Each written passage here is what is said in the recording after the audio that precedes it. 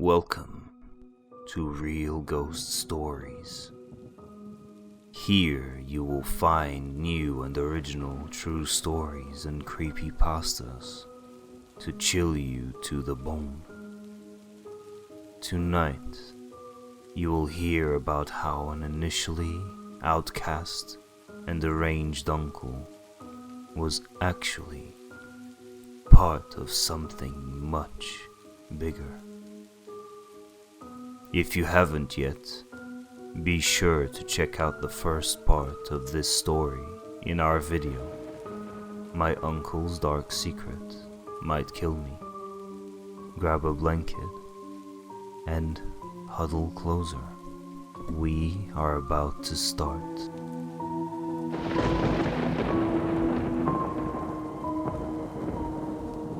When the candlelight went out, my thoughts were completely jumbled.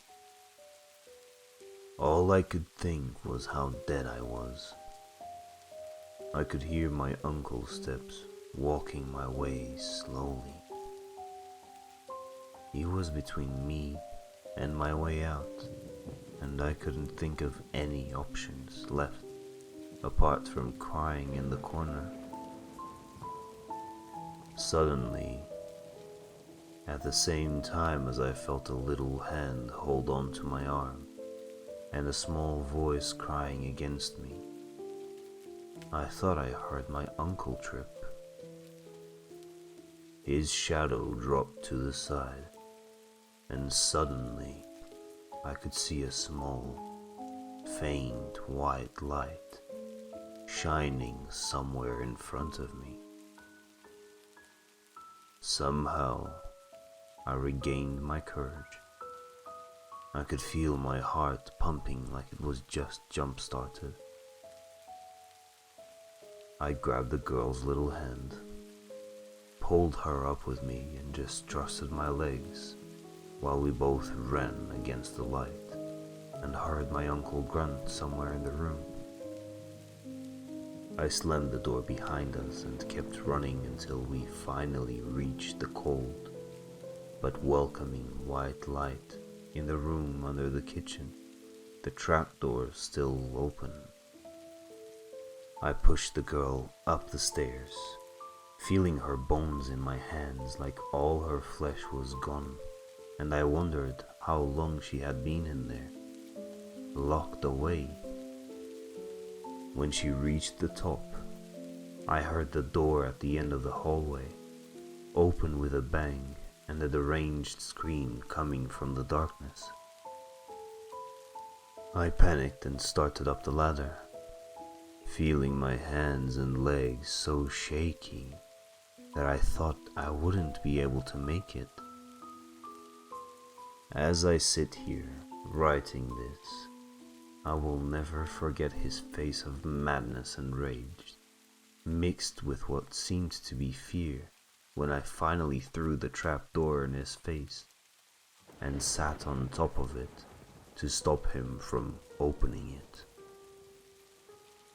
I pulled anything that was in my range on top of that door and didn't stop sitting there until he stopped pounding. The girl, still in shock, shaking and crying behind the sofa. When he finally stopped, I stood, pushed the sofa back to its original place, and we ran. I had no idea what the next step was. I was now caring for a random stranger girl that had been my uncle's prisoner, and there was nowhere I could think of that would be safe to go to. The first thing that came to mind was to get her something to eat from the fridge. I stumbled through the kitchen and tried everything I could find in there. For some reason, she refused everything I tried to give her. At some point, I gave up and had now given my brain enough time to collect its own thoughts. I knew what to do. I had no idea what time it was, but my dad was due to come back. So, my best bet, I thought, would be to find some hiding spots somewhere in the woods, where we could still see the house and wait. My uncle was stuck inside the basement, so I thought we should be safe. We came outside, the driveway bearing only my uncle's car but no keys inside. The girl must have been inside for ages, because when we ran outside, she recoiled, trying to stay away from the sun with her poor eyes closed. I picked her up, threw her on my back, and ran as fast as the extra weight would allow me towards the closest woods line. Inside, it was like a completely different world. The wind made constant noise on the trees, but somehow it felt a lot quieter, and the girl seemed to have an easier time with the tree's shade. I sat her down on a log, while trying to find some place for us to hide for as long as possible. I could still see the house from where we were right now, so we could keep an eye out for my dad arriving. Suddenly, as I tried to ask her what her name was, and what happened for her to end up there with her refusing to answer and forcing her eyes shut, I felt a hand come down on my shoulder and almost got my ear burst from a scream right next to me. When I finally managed to look around, as I contorted to try to get away from this grip and we came out of the tree line, I couldn't believe my eyes. Somehow, my uncle was outside, dragging us back to the house, mumbling to himself, his pants and part of his face full of smeared blood. As I kicked the floor and screamed to no avail, I thought a miracle was happening. In the distance, I could hear the sound of tires coming. He seemed to be able to hear them as well, and stopped in the middle of the driveway, about 5 meters away from the steps, holding us both like 2 dead chickens ready for the stew. When a car came around the turn at the start of the driveway, all my hope evaporated. This was not my dad's car. Instead, driving straight towards us, an old and rusty looking station wagon spread dust around itself to a stop. My uncle stood still for a bit, right in front of the car, me and the little girl both coughing from the dust coming from the wheels. The car's door opened suddenly, like whoever was inside kicked it open, and my uncle screamed right above us that it was about time. From inside the car, my dad stretched up, looking even taller than usual because I was only on my knees. I thought I was saved. I thought we were saved. My dad advanced onto my uncle and suddenly shouted in his face, what the hell did he think he was doing? Somehow, instead of a fight breaking out, or my dad punching my uncle in the face and taking me out of there straight, my dad shoved my uncle, while my uncle tried to explain himself, dropping us both and saying how he was so sorry, but that I wouldn't stop snooping when he was out getting ready. He kept saying how I was a nosy bitch and wouldn't just go to bed instead of roaming around at night. For some reason, my dad didn't shut him up. Instead, he said what, to me, was unexpected. He started shouting at my uncle about how he knew I was going to be his responsibility while he was out getting more supplies and equipment, and that all he had to do was keep me safe and away from everything while he was gone. I was starting to shiver, thinking that all this was wrong and feeling myself tremble inside, when my dad turned on his heels and looked straight at me. My uncle, with his arms open like he was trying to climb the stairs to the house on his back and staying the furthest away possible from my dad.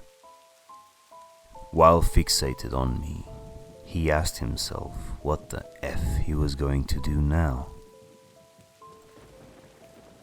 Then he reached out, grabbed me by the arm, ignoring my squirming and kicking, and asking him what the hell he was doing, and why he was doing this to me.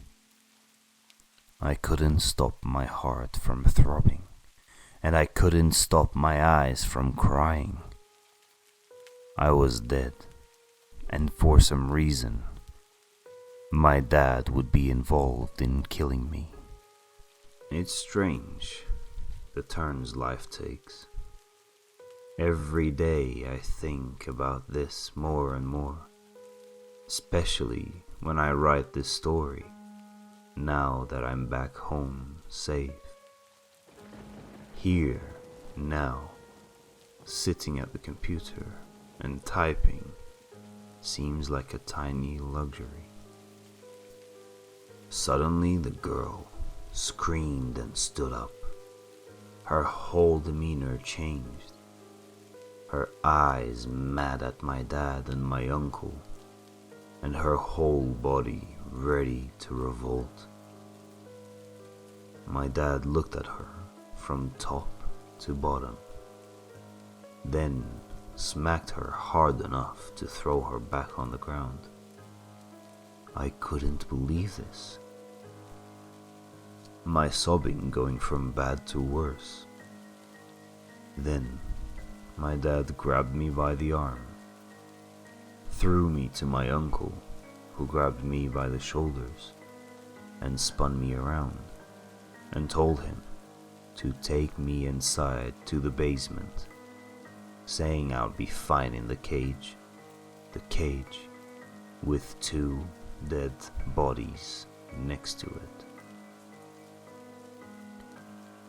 As I was being dragged away, I saw my dad smack this little girl square in the face, lift her up in the air by the neck, and throw her into the back of this station wagon, which had the back part split from the passenger's part with a metal net and a bunch of leather covers inside. We closed the trunk's door. My uncle slammed the house door in my face.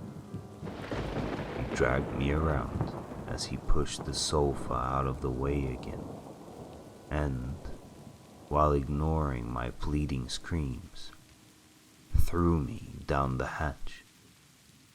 I dropped 1 floor down, head first on the concrete ground. My head felt like it was near an explosion. My ears rang and my vision blurred, the walls around the room going out of focus. I could hear my own breath better inside myself. He came down the ladder next to me, grabbed me again by the neck, and dragged me through the corridor while constantly repeating to himself how this was it. This was the moment. I almost threw up when he turned on the light in the room, and the same image was before my eyes. One part of her body, mauled and bloody, and a small girl, looking like the life was just sucked out of her, holding the remains of what was likely her mom's body. I could feel my legs sliding on top of the slimy blood and bits of flesh. Then he threw me inside the cage and closed it almost at the same time, telling me to stay in there and not move until they were back for me. He called me honey so much that I started feeling like ripping the tongue out of his mouth.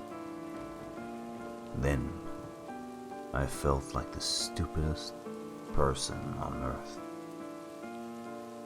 Before my eyes, he pulled a key ring out of his pocket, full of old-looking keys of all different shapes and sizes, locked me inside the cage, and then reached towards the second door in the room that was right next to the cage, and simply locked it.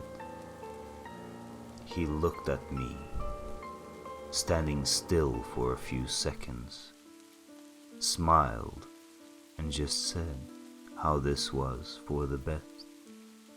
He stepped over the two bodies towards the door, pushing the stench around the room and renewing it in my nostrils, turned off the light, said he'd see me in a little bit, and clicked the door closed, locking it from the outside and leaving me in absolute darkness, while I heard car tires overhead speeding off.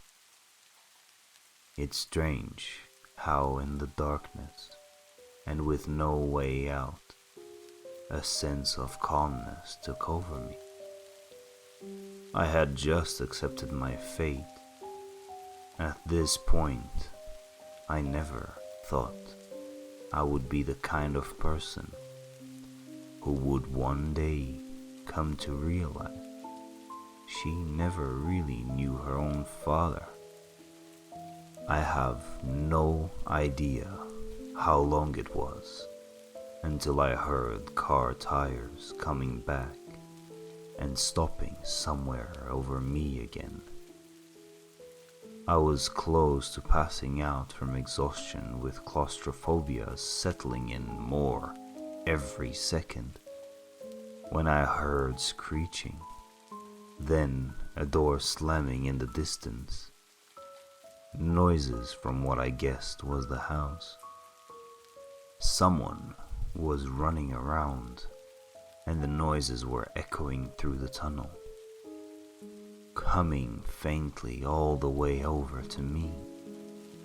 When the door across the room, leading to the tunnel and back to the house, slammed open and the light came back on, I shuddered and tried to shrink into the cage walls, hoping they would just leave me alone, hoping that I wouldn't be next.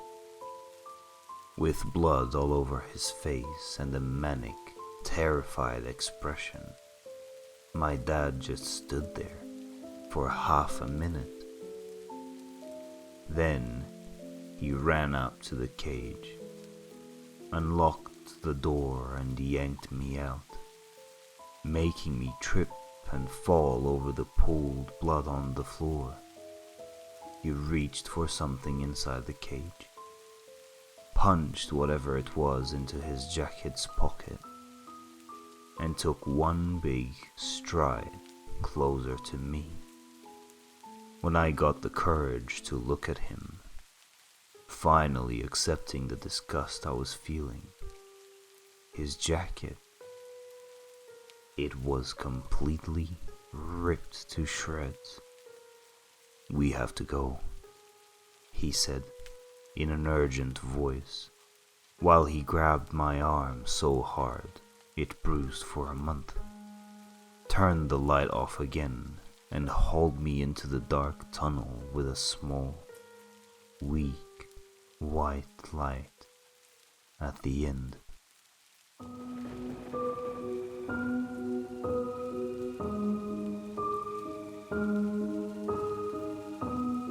Thank you for listening to this original creepypasta. If you enjoyed it, subscribe to the channel and don't forget to check out our other stories. I promise you, you will enjoy them as much as this one. This story was the second in a series, so if you haven't yet, make sure to watch My Uncle's Dark Secrets Might Kill Me, or stay tuned for the finale, coming out sometime next week.